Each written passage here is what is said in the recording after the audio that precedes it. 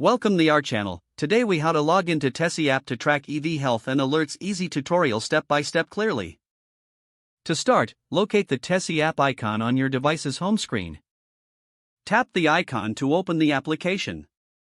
Once the app is opened, you will see the login screen. Enter your registered email address in the designated field.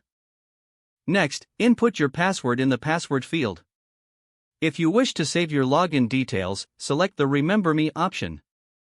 After ensuring your details are correct, tap the Login button. Wait a moment while the app authenticates your credentials. Once logged in, you will be taken to the main dashboard. Here, you can view your electric vehicle's health and alerts. To check specific alerts, navigate to the Alerts section. For detailed health information, click on the Health tab. You are now ready to monitor your EV's performance effortlessly. If you encounter login issues, check your internet connection.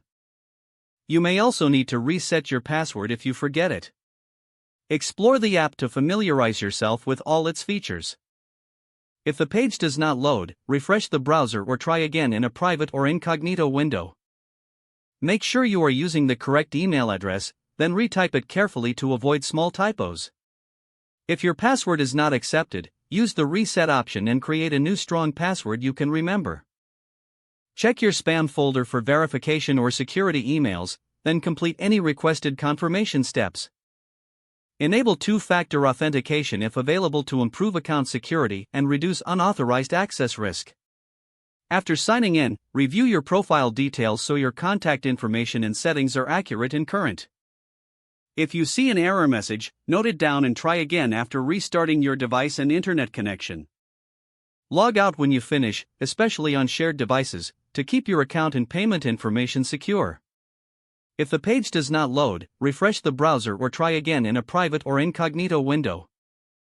Make sure you are using the correct email address, then retype it carefully to avoid small typos. If your password is not accepted, use the reset option and create a new strong password you can remember. Check your spam folder for verification or security emails, then complete any requested confirmation steps. Don't forget to like this video and subscribe to our channel for more step-by-step tech guides.